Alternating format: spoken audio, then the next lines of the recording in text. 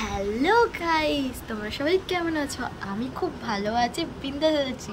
চলো আসে একটা নতুন ব্লগ ভিডিও নিয়ে। আর আজকে খুব খুব খুব খুব খুব খুশি, কারণ আমার 5 ইয়ারের রিলেশনশিপ পূর্ণতা পেতে চলেছে। তো আজকে আমাদের ফাইনাল শো। আগের মাসে 4 তারিখ, মানে জানুয়ারি ফেব্রুয়ারি মার্চ মাসের 4 তারিখে আমরা সই করেছি, যেটা তোমরা আজকের দিনে দেখছো, মানে 4ই এপ্রিল। 1 মাস পরে ভিডিওটা দেখছো, কারণ আমি চেয়েছিলাম আমাদের সইটা হয়ে যায়, দেন আমরা ভিডিও ছাড়বো।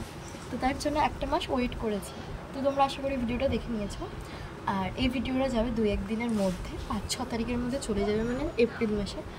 তো দেখতে থাকো। আজকে আমি খুব খুব খুব খুশি, ফাইনালি পেরেছি বাড়ির সবাইকে রাজি করিয়ে ভালোবাসার মানুষটাকে নিজের করে পাবো। আর কিছু ঘন্টা বাকি। আমাকে কেমন লাগছে অবশ্যই কিন্তু কমেন্ট করবে। কীভাবে সাজালো একবার দেখে নিই। ছোট্ট একটা ক্লিপস নিয়ে রেখেছিলাম, কারণ পুরোটাও তো মানে দেখানো তো সম্ভব না কীভাবে সাজিয়েছে। তো তোমরা দেখে নাও কীভাবে সাজিয়েছে, তারপরে আবার আসছি তোমাদের সাথে কথা বলতে। তো গাইস, আমাকে কেমন লাগছে অবশ্যই কমেন্ট করে জানিও। এই যে শাড়ি, ফুল লুকটা একা দেখাতে পাচ্ছি না, সৌরভ আসু বলবো ওকে পেছন ক্যামেরা করে ফুল লুকটা দেখাতে। কেমন লাগছে আমাকে কিন্তু অবশ্যই কমেন্ট করতে ভুলো না।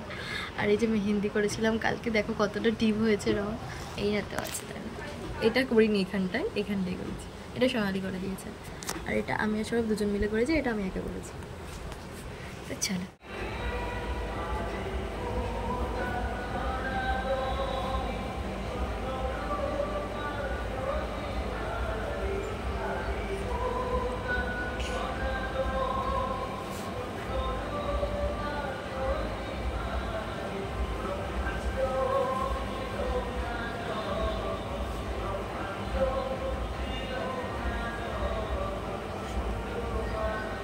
এদিকে তোর মুন্ডুটা কেটে গেছে রে, দেখ।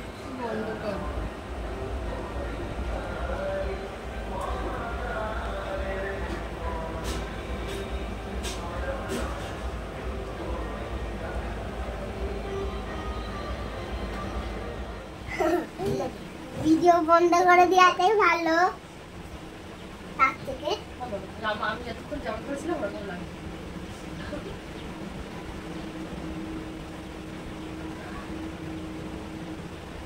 একটুখানি কষ্ট হয়েছে, একটুখানি বর্ষা।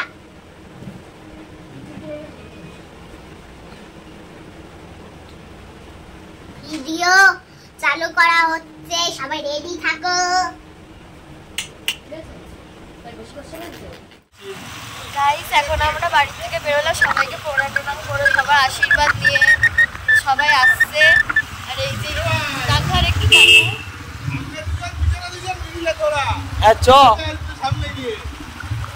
চলো ফাইনালি অমিতদা পেছনে জিজু আর বাকিরা সবাই আগে চলে গেছে, যাচ্ছে আমরা কি আবার দেখাচ্ছি তোমাদের। সোনালি জল খাচ্ছে, ওই যে অমিতদা, ওই যে জিজু, ওই যে রাজেশ দা।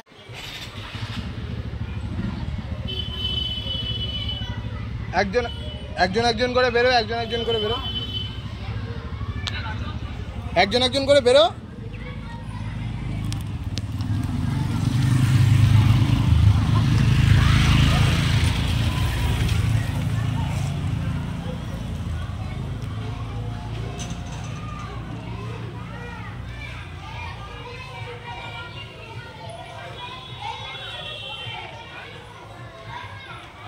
তো বন্ধুরা, অনেক ক্যালেস্টারি মেরে ভিডিও করে এখন আমরা চলে এসেছি রেজিস্ট্রি অফিসের নিচে। এই যেখানে সবাই বসছে, এবার বাড়ির লোকরা আসুক, তারপর আমরা উপরে যাবো। এই যে বাড়ির সবাই, 2 ফ্যামিলির সবাই চলে এসেছে আমার বাবার গাড়ি করে। আর আমার বন্ধুরাও এসেছে, এই কোনায় বসে ওরা, ওই যে বেঞ্চে দেখলেন ওখানে আমার বন্ধুরা বসে রয়েছে। তো চলো উপরে যাওয়া যাক। উফ, ফাইনালি ভেতরে আমরা বসে পড়েছি সেই চেয়ারটাতে। খুব আনন্দ হচ্ছিল মনে, কিন্তু আমি না কেমন একটা চুপচাপ হয়ে গেছিলাম। দেখো, কারোর সাথে কথা বলছিলাম না, জানি না কিসের এত ভয় পাচ্ছিলাম। যাই হোক, এতটা সহজ ছিল না আমাদের রাস্তাটা। 5টা বছর কম স্ট্রাগল করিনি আমরা, আর বেশি আমি। সবার বাড়ির থেকে তো প্রথম থেকেই রাজি ছিল, কিন্তু আমার বাড়ির থেকে আমাকে রাজি করাতে প্রচুর কষ্ট করতে হয়েছিল। কিন্তু ওই যে জেদের কাছে যে সবাই হেরে যায়, আমাদের জেদ পরিবার না মানলে আমরা কিছুতেই বিয়ে করব না, তাতে যদি আমাদের সারা জীবন আইবুড়ো থাকতে হয় তাতেও আমরা রাজি আছি, কিন্তু বাবা মাকে কষ্ট দিয়ে কখনোই আমরা এক হব না। এটা আমাদের প্রমিস ছিল, সেই প্রমিস আমরা রেখেছি। আমরা দুজনকে কথা দিয়েছিলাম কোনোদিনও কাউকে ছেড়ে যাব না, সেই কথাও রেখেছি। 5টা বছর আগে আমি অনেকটাই ছোট ছিলাম, ক্লাস 10-এ পড়তাম, আর আমার বরটা 12-এ পড়তো। তখন সত্যি আমরা অনেক বাচ্চা ছিলাম, জানতামও না যে সত্যি আমরা কোনোদিনও বিয়ে করব। নিব্বা নিব্বি বলে না, সত্যি তখন আমরা নিব্বা নিব্বি ছিলাম। বোঝার ক্ষমতাও ছিল না আমাদের যে এই সম্পর্ক টিকবে, তো পারবো তো বাড়িতে মানাতে। আস্তে আস্তে এখন আমরা বড় হয়েছি, হয়তো পুরো বুঝি না, কিছুটা হলেও বুঝি। ছেলেটার মাথায় এখন অনেক চাপ, বিয়ে করেছে তো বউয়ের দায়িত্ব সব নিতে হবে, অনেক চিন্তা ছেলেটার। কিন্তু হ্যাঁ, আমি খুব ভাগ্যবতী, এমন একটা মানুষ পেয়েছি যে আমার জন্য প্রচুর ভাবে।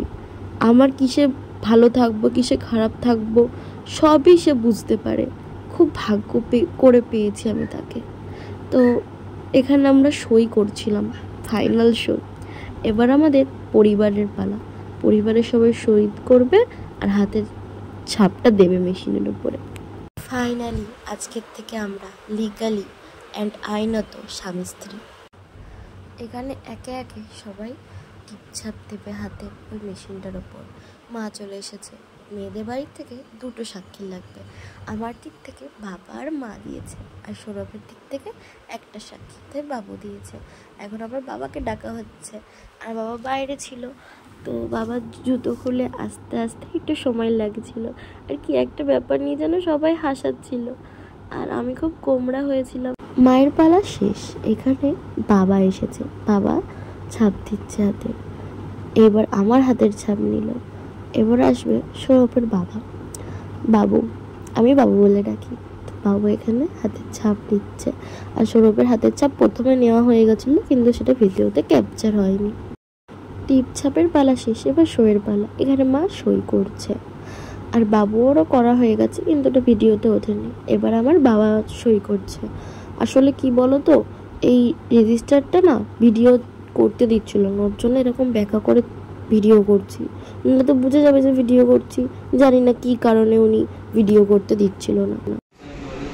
বৃহস্পতিবার হইতে সর্বসমক্ষে এবং স্বেচ্ছায় নিজ ধর্ম ও ভারতীয় সংবিধানের নামে শপথ করে সুদীপ্তা সাধুকে আইনত আমার স্ত্রী রূপে গ্রহণ করলাম।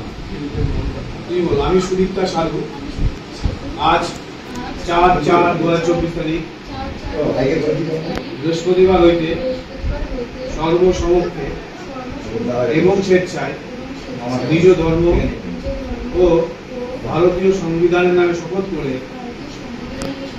সৌরভ বিশ্বাসকে আইনত আমার স্বামী রূপে গ্রহণ করলাম।